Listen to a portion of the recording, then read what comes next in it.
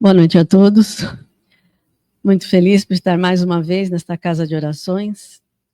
Vamos tranquilizando nossas mentes, acalmando nossos corações, pedindo ao nosso Pai, Deus Todo-Poderoso, e ao nosso Divino Mestre, nosso querido irmão Jesus, que olhe pelos nossos irmãos que estão nos presídios, nos leitos hospitalares, nos asilos, nos orfanatos e aos moradores de rua. Vamos agradecer a toda a espiritualidade que está desde cedo trabalhando nesta casa para nos receber. Sejam todos bem-vindos, irmãos encarnados e desencarnados. Vamos para mais uma noite de estudos com o nosso irmão Tiago, do livro A Gênese. E vamos fazer a oração que o nosso querido irmão Jesus nos ensinou. Pai nosso que estais nos céus, santificado seja o vosso nome. Venha a nós o vosso reino. Seja feita a vossa vontade, assim na terra como no céu. O pão nosso de cada dia nos dai hoje. Perdoai as nossas ofensas, assim como nós perdoamos a quem nos tem ofendido. E não nos deixeis cair em tentação, mas livrai-nos, Senhor, de todo mal, agora e para todo sempre. Que assim seja. Obrigado, Pai, por mais uma vez o Senhor permitir a nossa reunião. Vamos aos nossos estudos. Que assim seja.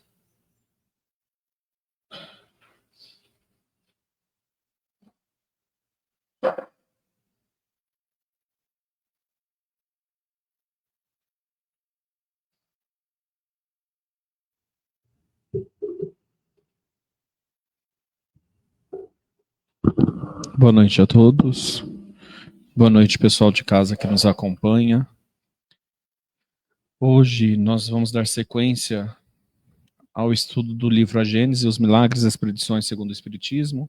Nós vamos iniciar o capítulo 3, que vai tratar do bem e o mal. Nós estamos na página 60. Este capítulo vai falar sobre a origem do bem e do mal, o instinto e a inteligência, destruição dos seres vivos uns pelos outros. Então, nós vamos começar... Travou aí a câmera? Não? Ah, tá. É que eu não tinha chego ainda lá, ao vivo. Agora cheguei. Nós vamos começar a falar sobre a origem do bem e do mal. E aí, olha como que os estudos são providenciais, né? A ordem dos nossos livros. Na segunda-feira, o Bruno vem falando já um pouco sobre isso, né? Sobre o mal, sobre o demônio, né? De onde vem e tudo mais. E hoje nós vamos falar sobre isso também. Nós vamos ver que, às vezes, se nós estivéssemos com livros, com as obras em outra ordem, às vezes não ia coincidir tanto, né? Como não existe coincidência, né? São propósitos, né, que são feitos, então, quer dizer, nós fomos orientados a seguir essa ordem de livros cronológica, e aí vem batendo muito certo os nossos estudos, né? Então, nós vamos começar no item 1, origem do bem e do mal. E aí já começa com um questionamento, não um questionamento, mas um pensamento que a maioria das vezes a gente tem, né? Um diz o seguinte: sendo Deus o princípio de todas as coisas, e sendo este princípio todo sabedoria, todo bondade, todo justiça, tudo que dele procede deve participar de seus atributos. Porque é infinitamente sábio, justo e bom. Nada pode produzir de insensato, de mal e de injusto. O mal que observamos não deve, pois, ter a sua fonte nele. Tá, é uma afirmação. Então, nós vimos lá, quando nós falamos de Deus, as características, né? A gente não consegue compreender o que é Deus, mas a gente consegue entender as características, né? E aí, aqui já volta exatamente sobre isso. Deus bom, Deus justo, Deus sábio, né? Tudo sabe. E aí fala, se ele é bom o tempo todo, o mal não pode ter procedido dele. E aí no item 2 já diz o seguinte: se o mal, estando nos atributos de um ser especial, que se chama Arimane ou Satã, de duas coisas uma, ou esse ser seria igual a Deus, e consequentemente tão poderoso quanto ele, e de toda eternidade igual a ele, ou lhe seria inferior. E é isso que o Bruno estava falando, né? Da origem, quando ele estava falando do mal, se o mal existe, como a gente compreende o mal e como a gente nomeia, o mal é coisa do Satã, né? Eu nunca tinha ouvido falar o nome Arimane, nem lembrava desse nome, né? E aí a gente pensa, bom, se existe o Deus do bem, existe o Deus do mal, quer dizer que um não pode ter criado o outro. Eles poderiam estar em pé de igualdade. E é isso que eles vêm colocar. Então, se o mal não surgiu de Deus, surgiu de um outro ser, ou esse ser seria de igualdade com Deus, ou seria inferior a Deus. Mas aí, se ele é inferior a Deus e ele vai continuar, né, nesse raciocínio, como que um ser que é só bondade criaria um ser inferior a ele para colocar o mal no mundo? Olha que questionamento que a gente tem, né? E a gente pensa isso de fato às vezes, né? Aí eles vão explicar os casos, né? No primeiro caso, haveria duas potências rivais, lutando sem cessar, cada uma procurando desfazer o que a outra faz, e se opondo mutuamente. Esta hipótese é inconciliável com a unidade de vistas que se revela na disposição do universo. No segundo caso, esse ser sendo inferior a Deus, ser-lhe-ia subordinado, não podendo ter sido igual a ele de toda a eternidade. Sem ser seu igual, teria um começo, se foi criado, não pôde tê-lo sido senão por Deus. Deus teria assim criado o espírito do mal, o que seria a negação da infinita bondade. E aí fala ver o céu e o inferno, segundo o Espiritismo, capítulo 10, os demônios. E é o que o Bruno está falando, não é o céu e o inferno, não está nesse capítulo? Né? Então a gente pensa, a origem do mal. A gente sabe que o mal existe, não sabe? Tá, mas de onde vem? É isso que a gente vai entender neste capítulo, né? E aí a gente tem dois entendimentos. Quando a gente viu primeiro que é Deus, e nós vimos lá que a característica, uma das características de Deus é ser justo e ser bom sempre, né? Ele não poderia ter criado um ser para ser mal e se opor a aquilo que ele criou, né? Aí leva a gente a ter alguns questionamentos, né? Então, de onde vem esse mal? Por que que existe mal? Porque muitas vezes no nosso convívio, no nosso dia a dia, a gente pensa e fala assim, nossa, mas parece que o mundo é mais mal do que bom. Que as pessoas são mais ruins do que boas. A gente não vê isso, né? A gente não pensa isso. Eu falei, gente, só tem maldade nesse mundo, não tem coisa boa. Ou as coisas boas são tão poucas que a gente não consegue perceber tanto, porque já vem o mal e já tira aquela sensação de conforto que o bem nos proporciona. Bom, aí o 3 diz: entretanto, o mal existe e tem uma causa. Bom, então quer dizer que o mal não tem um Deus próprio da maldade, que impede a igualdade de Deus, né? E não é inferior, porque Deus, sendo bom e justo, não criaria algo inferior para atormentar toda uma humanidade. E aí eles vão explicar. Por quê? Porque o mal existe e tem uma causa. Tudo que existe tem um porquê de existir. Nós vimos lá no livro dos Espíritos, eu acho que Causa e Consequência, tem um capítulo que fala de causa e consequência, uma das questões, na verdade. E diz o seguinte: os males de todas as espécies, físicos ou morais, que afligem a humanidade, apresentam duas categorias que importa distinguir. São os males que o homem pode evitar e aqueles que dependem da sua vontade. Entre estes últimos, é preciso colocar os flagelos naturais. O homem cujas faculdades são limitadas não pode penetrar nem abarcar o conjunto dos objetivos do Criador. Julga as coisas sob o ponto de vista de sua personalidade, dos interesses factícios e da convenção que se criou, e que não estão na ordem da natureza.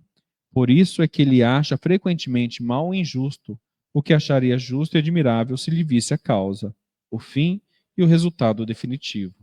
Procurando a razão de ser e a utilidade de cada coisa, reconhecerá que tudo leva a marca da sabedoria infinita e se inclinará diante dessa sabedoria, mesmo para as coisas que não compreende. Aí ele fala, primeira questão aqui que eles colocam sobre o mal, né, do entendimento do mal, é porque a gente compreende algo como ruim porque a gente não vê além daquela situação. Porque a gente não compreende aquilo que Deus determina, ou aquilo que Deus nos proporciona. A gente vê o agora, né?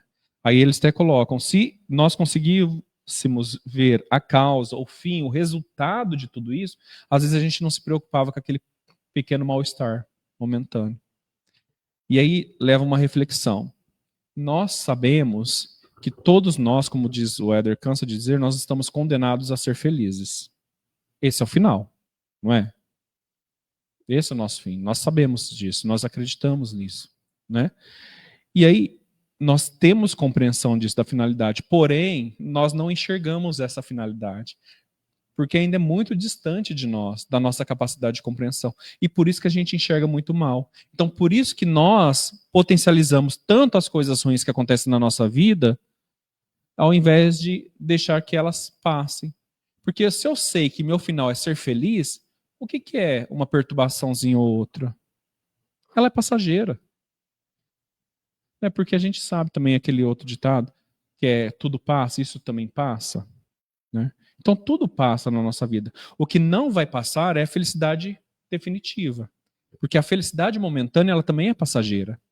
Nós temos felicidades hoje que são momentâneas, que são para que não nos deixem balançar, né?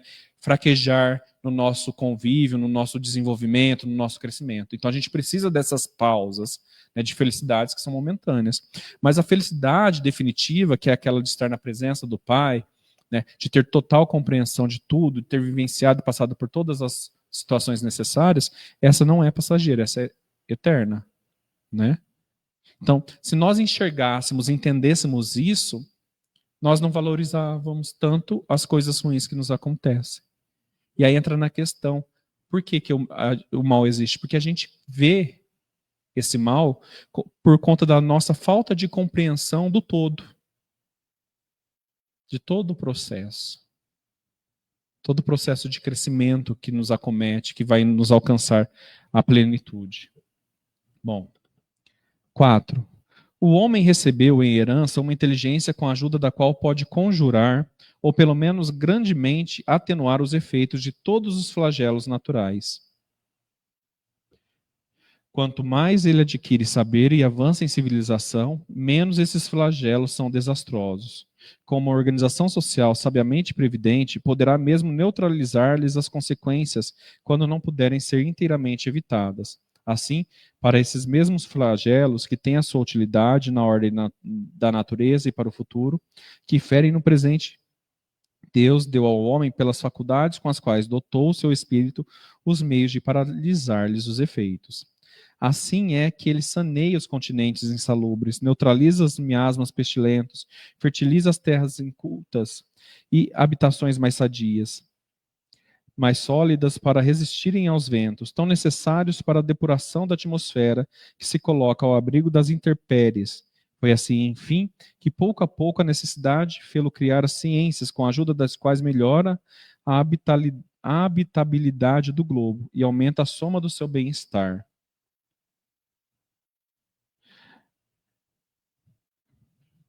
E aí, quando a gente pensa, eu vou voltar lá no princípio, né, que fala dos dois males, que são os que o homem pode evitar e são os flagelos naturais. O que são os flagelos naturais, gente? São aquilo que independe da gente, né?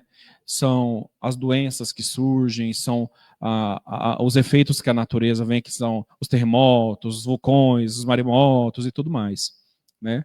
Então, o primeiro que o homem consegue impedir, ou consegue evitar, né, que são os flagelos, devido à nossa incapacidade, a nossa imperfeição ainda, muitos deles é nós que criamos, né, e nós potencializamos porque a gente não consegue compreender o todo. Esses flagelos naturais independem da gente. Ninguém causa um terremoto, né? Ninguém causa, bom, dizem que a Covid foi causada pelo homem, né? Mas as grandes infecções, né? Não foi o homem que causou, porque os vírus sofrem mutações, a gente sabe disso, a ciência sabe disso. Porém, esses flagelos a gente consegue lidar com eles. Por quê? Porque Deus, na sua bondade suprema, dotou o ser humano de inteligência. Então, conforme a gente vai vivenciando, conforme a gente vai aprendendo com as falhas, com os erros, porque a gente vive no erro e no acerto, né? Então a gente testa, erra para depois acertar. É assim com as doenças. Foram assim. É assim que a medicina evolui, é assim que a ciência evolui, é assim que o ser humano evolui. É assim que a gente consegue lidar com esses flagelos ditos naturais, né? Hoje, nas cidades que tem terremoto, tem aparelhos que sentem os tremores antes do terremoto. Olha a capacidade que o ser humano chegou, né? Sabe nos lugares que tem costume de ter tsunami, sabe, e tem equipamentos que conseguem prever esses acontecimentos, né? Então, já sabe dos furacões. Por quê? Porque a ciência, ela conseguiu evoluir graças à inteligência que o ser humano possui. E essa inteligência foi dada por quem? Por Deus. E aí, quando a gente descredibiliza a ciência, a gente está descredibilizando a Deus. Por quê? Porque Deus nos deu essa capacidade. Deus nos dotou dessa capacidade de ciência, que é a capacidade da inteligência. É a mesma história, assim, aquela história do barquinho, que eu acho que já contei 500 mil vezes, mas de uma pessoa que é fervorosa na fé, naufragou. A sua embarcação lá está no mar, né? Lá no pedaço de madeira lá da sua embarcação, está lá, flutuante, né? E aí, ele é muito fervoroso, ele começa a orar a Deus para que Deus resgate ele, esse homem. Aí, de repente, aparece uma canoinha lá. Fala assim, ó, você não quer que eu te leve para a terra? Assim, não, eu tenho fé em Deus que Deus vai me salvar. Tá, a canoa vai embora. Aí aparece uma lancha. Vê o homem naquela situação, fala assim, ó, a gente te viu nessa situação, veio te acudir, te salvar. Não, não precisa não, eu tenho fé em Deus que Deus vai me salvar. Aí nisso passa um barco maior, né, a marinha, aí passam os helicópteros, os soviets, todos. E o homem, não, eu tenho fé em Deus que Deus vai me salvar. Aí o homem morre, porque ele cansa, afunda e morre. Chega no céu revoltadíssimo com Deus. Aí vai de encontro com Deus e fala assim, pô Deus, eu sempre fui um trabalhador do Senhor, crente, fervoroso no Senhor, o Senhor me deixa morrer? Naquela situação, eu falo assim, te deixei morrer, eu te mandei canoa, barco, lancha, navio da marinha, helicóptero, tudo, você morreu porque você quis. Então, é mais ou menos assim. Então, quando nós temos o entendimento que a inteligência é algo dado a nós por Deus, a gente começa a acreditar aquilo que a inteligência proporciona, né? E a ciência é uma dessas coisas.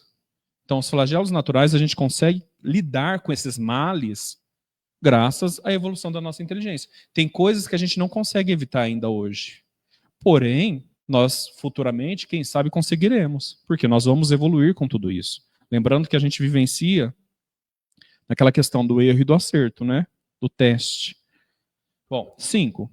Devendo o homem progredir, os males dos quais está exposto são um estimulante para o exercício da sua inteligência, de todas as suas faculdades físicas e morais, iniciando na pesquisa dos meios para deles subtrair-se.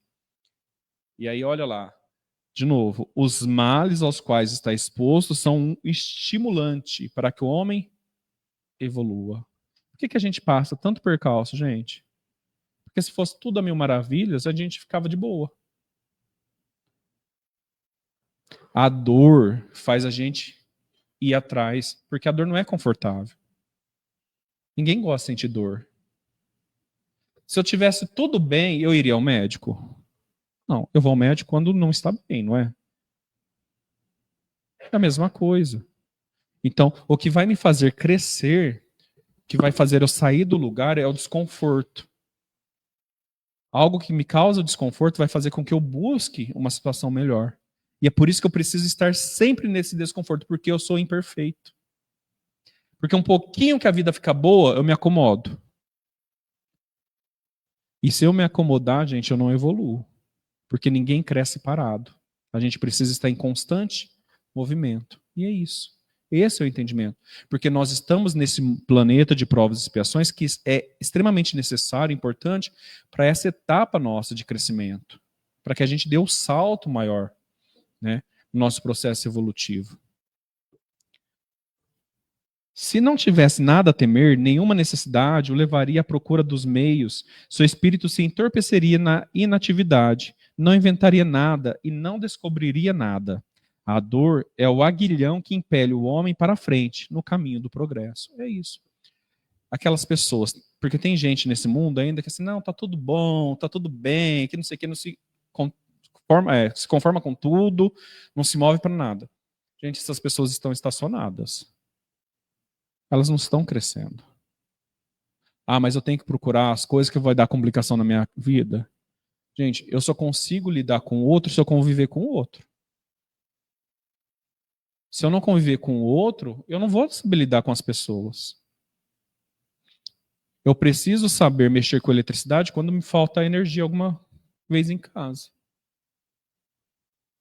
Sabe a história quando teve o surgimento do fogo, né? Quando descobriram o fogo, a descoberta do fogo, depois a criação do fogo. Por que criaram o fogo? Porque aquele modo de vida já não bastava. Então, opa, eu já vi que teve algo que me proporcionou uma sensação boa, que eu quero reproduzir aquilo. Ó, e vai o teste, falha, teste, falha, até que conseguiu. E assim, fala assim, tem um ditado, não é um ditado, mas o povo fala assim, que o que faz o mundo evoluir são os preguiçosos. Porque o que eu não quero fazer, eu crio algo que faça por mim. Assim, ai, não aguento mais lavar a roupa na mão, descer lá para Coará, não sei na onde, vou criar uma máquina que faz por mim. A bendita máquina de lavar roupa. É assim, né? Por quê? Porque me causava um desconforto eu ter que descer lá no córrego, buscar água na bacia, para lavar a água, esfregar na mão. Ó, a inteligência que Deus me deu, eu falei assim, opa, por que eu estou sofrendo tanto? Vou tentar criar alguma coisa que me auxilie. E assim a gente vai crescendo. Tem? Não, onde? A Cíntia diz assim, você busca Deus ou pelo amor ou pela dor, mas a maioria vai pela dor, né? Exatamente é isso. Por quê? Porque a gente está nesse processo. A gente busca tudo pela dor. Né? A gente só sai da zona de conforto quando dói. Quando está tudo bem, gente, a gente não sai nem de casa. Não, estou tranquilo, estou bem, vou ficar aqui mesmo. Ah, vê a água batendo na bunda para ver se você não corre. É assim. Né? É exatamente isso. Eu busco a Deus nos momentos de dor. É a mesma coisa quando eu busco o médico. Quando está tudo bem, eu não vou no médico. Eu preciso ficar mal para ir no médico. Aí que está o erro. O médico fala assim, eu vejo muitas entrevistas e os médicos falam assim, o grande erro da população mundial é só procurar o médico quando há algo de errado. Se fosse quando estivesse tudo bem, fazer os exames certinho, não aconteceria o errado. São as prevenções, né?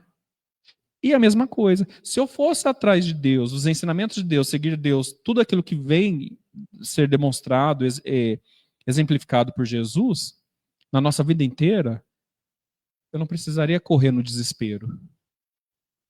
Porque eu já estava ali acolhido. Eu teria um outro... Pode falar.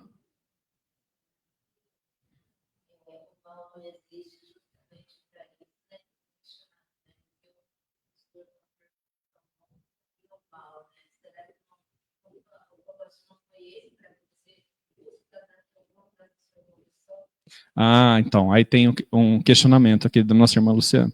Ela falou assim, será que o mal então não foi criado com esse pretexto, né, de causar o incômodo, né, para você ir atrás da sua evolução? A gente vai entender isso, eu não vou dar spoiler, não.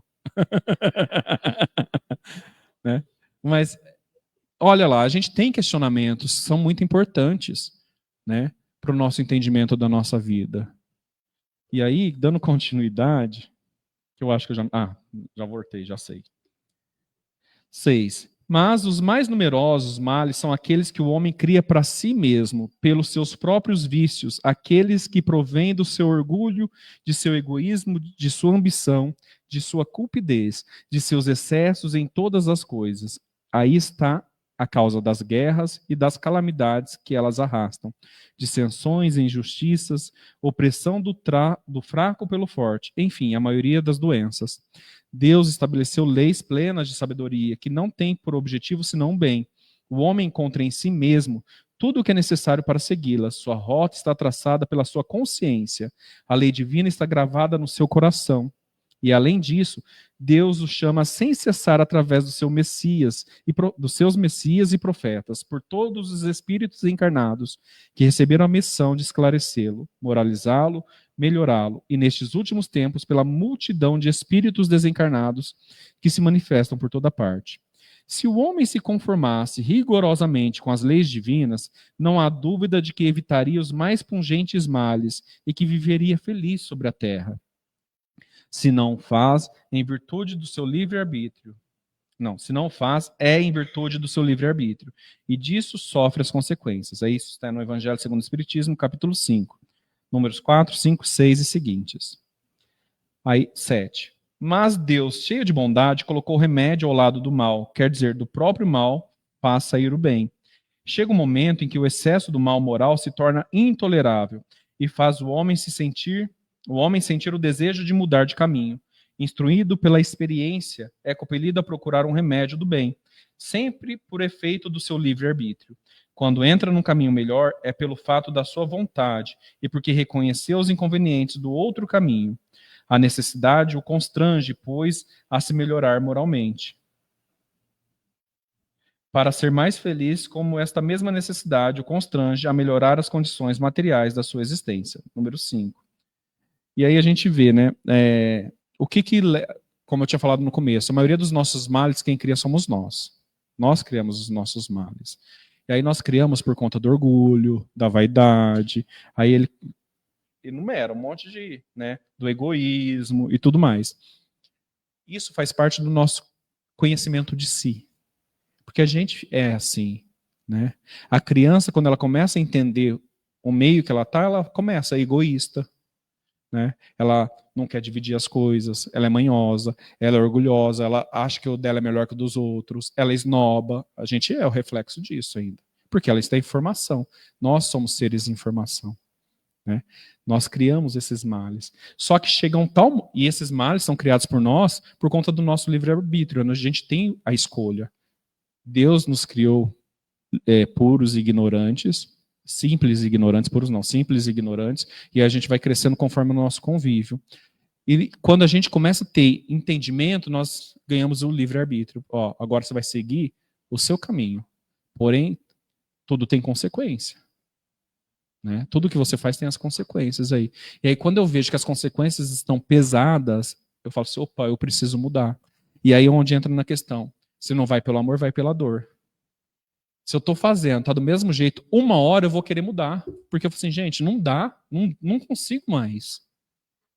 Se não for nessa vida, vai ser na próxima. Ou na outra, mas uma hora a gente pede arrego.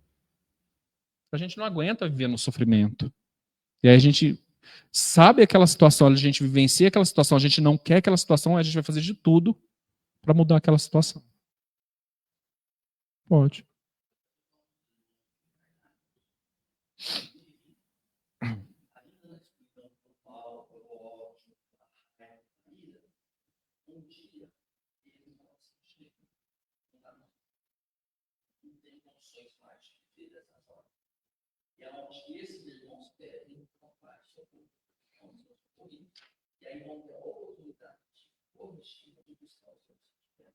Isso. Bom, continuando, né? 8. Pode-se dizer que o mal é a ausência do bem, como o frio é a ausência do calor? O mal não é mais um atributo distinto do que o frio não é um fluido especial. Um é negativo do outro. Então, olha lá, o que é o mal? O mal é simplesmente a ausência do bem. Então, a gente cansa de falar aqui. Quando eu não faço o bem, o mal eu já estou fazendo. Porque se eu tenho a oportunidade de fazer alguma coisa boa e não faço, eu estou fazendo coisa ruim. Né? O calor, a gente sabe qual é a fonte do calor. Né? Quando essa fonte ela não alcança determinados lugares, esfria. Mas por que esfria? Porque tem uma outra substância que causa o frio? Não, é porque não chegou a que causa o calor. É isso. Então fala que um é o oposto do outro, né? Aí, onde o bem não existe, existe forçosamente o mal. Não fazer o mal já é o começo do bem. Então lá, se eu não fizer coisas ruins, quer dizer que eu já estou fazendo uma coisa boa. Quer dizer, são menos coisas ruins no mundo. Né? Deus não quer senão o bem. Só do homem vem o mal. Se houvesse na criação um ser predisposto ao mal, nada poderia evitá-lo. Mas o homem, tendo a causa do mal em si mesmo e tendo ao mesmo tempo seu livre-arbítrio e por guia as leis divinas, evitá-lo-ia quando quisesse. E aí, olha uma boa reflexão para a gente. Nós fazemos partes da natureza divina, né? E aí uma coisa para a gente botar na nossa cabeça, que o mal não é criação de Deus, Deus não criou o mal para fazer o nosso teste lá, para fazer a gente impulsionar, não. Por quê? Porque nenhuma outra criatura ou criação de Deus pratica o mal. a não ser nós. E nós praticamos o mal porque nós escolhemos fazer o mal. Ou porque nós escolhemos não fazer o bem. Também tem esse lado. Às vezes eu não quero fazer o mal, mas eu também não quero fazer o bem. E aí eu já faço o mal indiretamente, né? Tomemos um fato vulgar por comparação. Um proprietário sabe que na extremidade do seu campo há um lugar perigoso, onde poderia perecer ou se ferir aquele que ali se aventurasse. O que faz para prevenir os acidentes? Coloca perto do local um aviso tornando proibido ir mais longe, por causa do perigo. Eis a lei, ela é sábia e previdente. Se malgrado isso, um imprudente não o tem em conta e passa além, se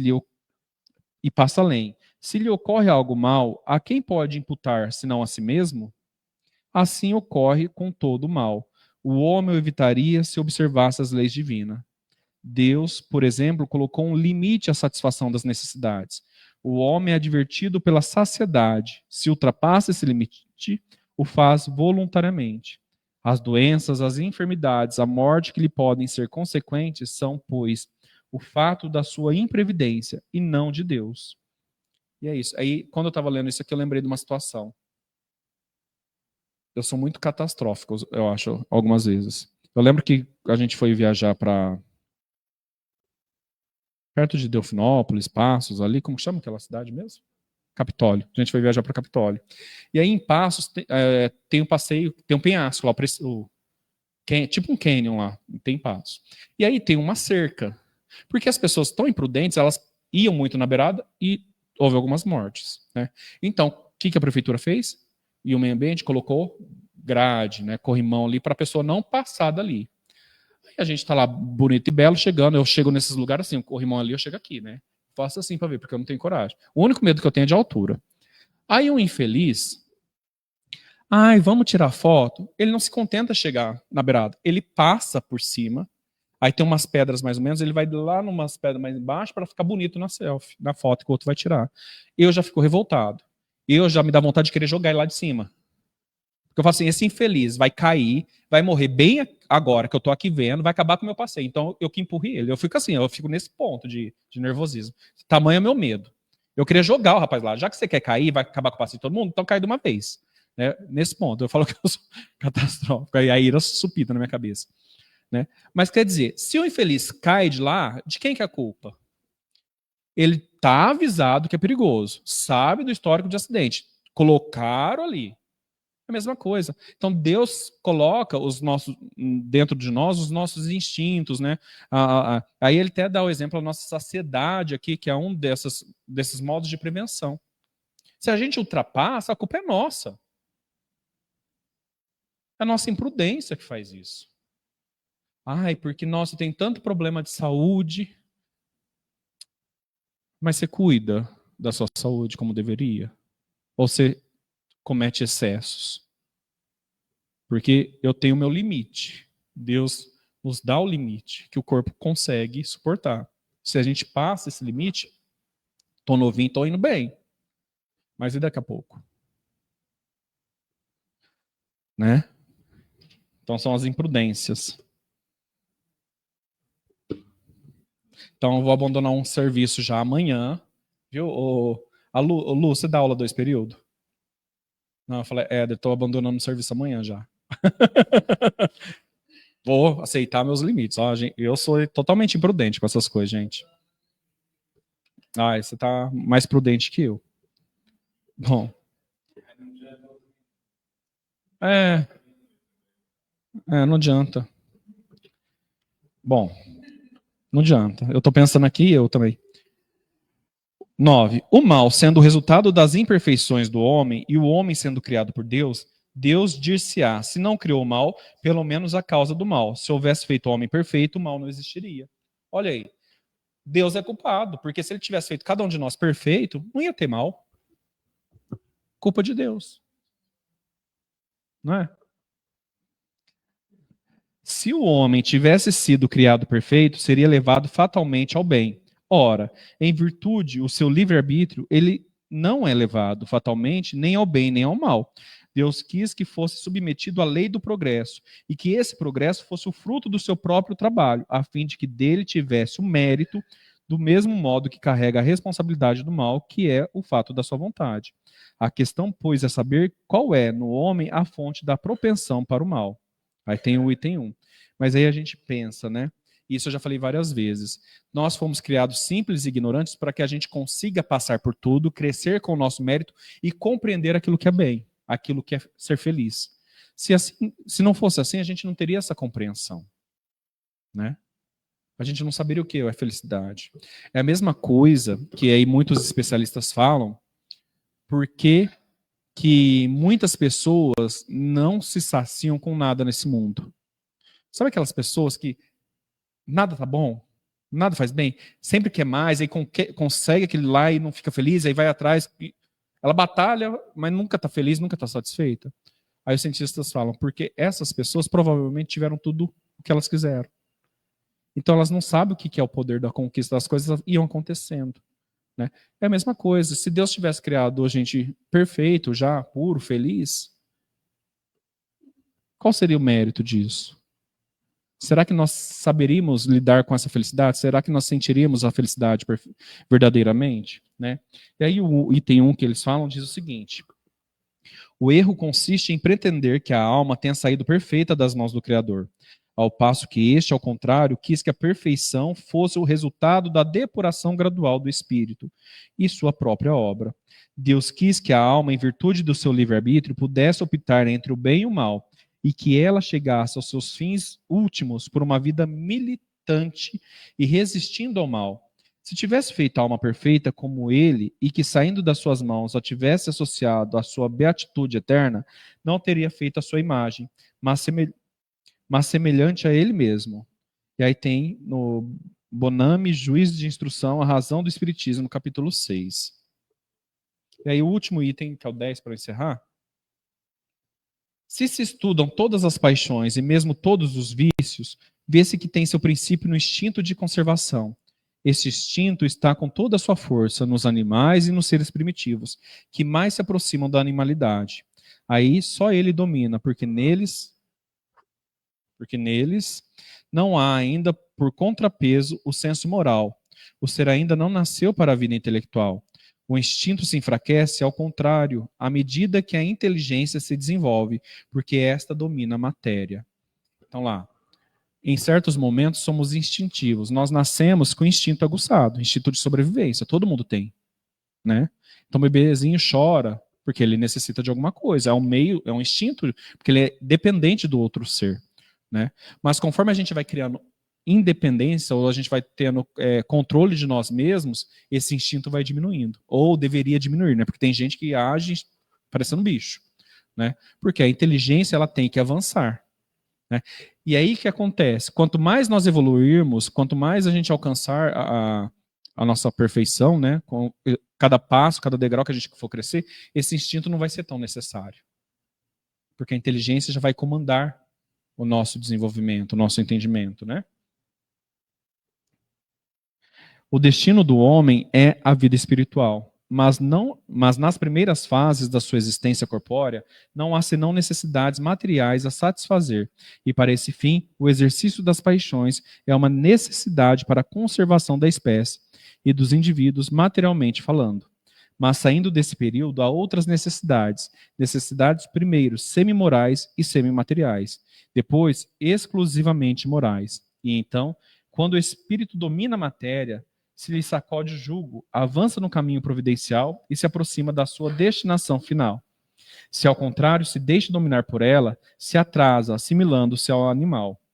Nessa situação, o que outrora era um bem, porque era uma necessidade da sua natureza, torna-se um mal, não somente por não ser mais uma necessidade, mas porque isso se torna nocivo à espiritualização do ser. Tal que é qualidade na criança, tal que é a qualidade na criança e se torna defeito no adulto. O mal, assim, é relativo e a responsabilidade proporcionada ao grau de adiantamento. Todas as paixões têm, pois, sua utilidade providencial. Sem isso, Deus teria feito algo inútil e nocivo. É o abuso que constitui o mal, e o homem abusa em virtude do seu livre-arbítrio. Mais tarde, esclarecido pelo seu próprio interesse, escolherá livremente entre o bem e o mal. E aí, só para finalizar, uma coisa que eu acho bem interessante, né? Ele fala assim, ele faz uma comparação. Aquilo que é necessário na criança, aquilo que é uma qualidade na criança, torna-se um defeito no adulto. Né? Imagina, a criança, bebezinho, tal, comparação. O bebezinho chora porque não sabe falar. E ele necessita de alguma coisa. Ele chora, que é o único meio que ele tem. Imagina se um adulto que ele quisesse necessitar de alguma coisa chorasse. Ficar berrando, igual o nenenzinho faz. E tem adulto que faz isso, gente. Tá cheio de vídeo na internet de marmanjo dando birra. Não é feio? Hã? Começar o quê? Eu vou virar as costas e vou te deixar sozinho. Oxe, tô nem ligando. Chora, meu querido. Comigo não cola, você vê que não cola. Então, o que acontece? Cada um no seu passo, cada um no seu processo. Né? Nós precisamos entender isso. Conforme a gente vai tendo compreensão das coisas, conforme a gente vai tendo a oportunidade de aprender as coisas, elas já são nossas. Por mais que nessa vida eu não coloquei em prática, mas ela ficou lá gravado no meu espírito. Quando eu chego do lado de lá, tudo vem à tona. Eu falo assim, nossa, eu aprendi isso tal dia, em tal lugar, e esqueci. Ou fingi que esqueci, não dei tanta importância. Mas tudo que a gente escuta, por mais que esse corpo fale, o nosso espírito fica gravado. Então a gente sabe, a gente cresce. E o nosso livre-arbítrio que nos direciona. E aí, quanto mais desmaterializado a gente estiver, mais moralmente nós vamos estar. E quanto mais evoluído moralmente nós estivermos, mais próximos daquilo que de fato é aquilo que nós almejamos, que é ser felizes, nós estaremos. Né? E aí, lembrando, só, nessa questão origem do bem e do mal, o mal, ele não foi criado por Deus. O mal, ele é simplesmente a nossa escolha do fazer ou não fazer algo. Né? Ou dos nossos excessos. E olha que a gente comete excesso, hein? A gente gosta de tanto de cuidar da nossa vida que a gente extrapola a nossa vida e cuida dos outros. Não é? Eu sou cuidadoso demais, nossa, não gosto de sofrer nada, eu não quero que a Vera sofra também, eu vou cuidar da minha vida e da dela. A gente extrapola, né? Então, são os excessos. Quanto a gente entender isso e se conformar que tudo aquilo que a gente precisa já nos é ofertado, e a gente começar a compreender de fato e respeitar as leis divinas, a gente está um passinho à frente de não cometer nenhum mal. Que assim seja. Se alguém quiser fazer algum comentário, se alguém quiser questionar alguma coisa, discordar de alguma coisa, pode ficar à vontade.